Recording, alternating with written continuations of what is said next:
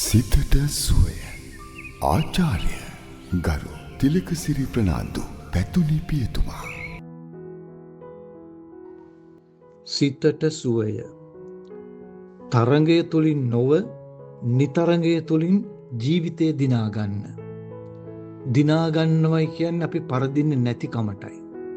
අපි හැමෝම කැමති ජීවිතයේ ජයග්‍රහණය කරන්න, දිනන්න, සාර්ථකත්වය ලබා ගන්න. ජීවිතේ දිනන්න ගියාම අපි හුඟක් දෙනෙක් කරන දෙයක් තමයි ලොකු තරඟයකට වැටෙනවා.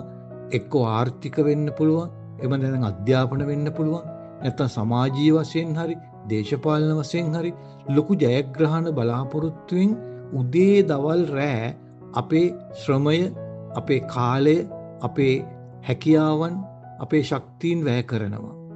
මේ හැම එකක්ම වැය කරලත් අපට ජයග්‍රහණය ලැබුණේ නැත්නම් අපි හරි අමාරු තත්ත්වයකටපත් වෙනවා. අපේ ඉච්ඡා බංගත්වයටපත් වෙනවා. මානසික ආතතියකට අපි එනවා. මේ හැම දෙයක්ම අපට ලැබෙන්නේ තරංගය නිසායි. තරංගය නිතරංගයක් කරගත්තාම අපට ජයග්‍රහණය කියන දේ අනිවාර්ය සාධකයක් වෙන්නේ නැහැ. අපි හැමෝම කැමති වුණාට ජයග්‍රහණය කරන්න සමහර දේවල් තියෙනවා අපි පරාජය වෙන තැන්. ඔබට මට පුළුවන්ද කිලෝමීටර 60ක් 70ක් දුවන්න? අපට බෑ, අපි පරාදයි. ඔබට මට පුළුවන්ද අහසට පියාඹන්න? අපට බෑ, අපි පරාදයි. ඒ වගේ අපි පරදින තැන් ගොඩක් තියෙනවා. පුංචි කුරුළු පැටියෙකුට පුළුවන් ඒ නිල් සයුරට, එවන් නැත්තම් ඒ මහ මුහුදට උඩින් පියාඹන්න. ඔබට මට කරන්න පුළුවන් දෙයක් නෙවෙයි. පුංචි සමනල්ලු ඉන්නවා, ඊටාම ඉහළට ඈතට පියාඹනවා. ඒ වගේ සත්තු ගණනාවක් ඉන්නම මිනිස්යන්ට කරන්න බැරි වැඩ කරන, හැබැයි පුංචි වුණාට. අපට බෑ එච්චර මොලේ තිබුණත්, එච්චර ශක්තියින් තිබුණත්, හැම දෙයක්ම පාලනය කළත් අපි පරදින තැන් ගොඩක් තියෙනවා.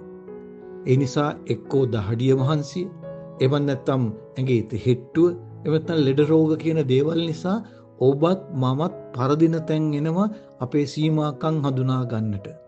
එහෙමනම් ඔබගෙත් මගෙත් ජීවිතයේ ජයග්‍රහණය කියන්නේ, සාර්ථකත්වය ලබා ගන්නවා කියන්නේ 100%ක් නෙවෙයි.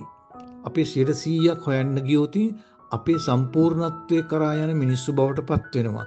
එහෙම මිනිස්සු මේ මිහිතලේ නැහැ. කෙනෙකුට දස්කම් තිබුණට කරන්න බැරි දේවලුත් තියෙනවා. තවත් කෙනෙකුට හැකියාව තිබුණට නොහැකියාවක් තියෙනවා. මේ විදිහටයි මිනිස්යාගේ ජීවිතය හැඩගැස්සිලා තියෙන්නේ. ඒ නිසා අපි කල්පනා කරමු, තරංගය තුලින් නෙවෙයි නිතරංගයෙන් ජීවිතය දිනා ගන්න. ඔබට ජේසු පිහිටයි.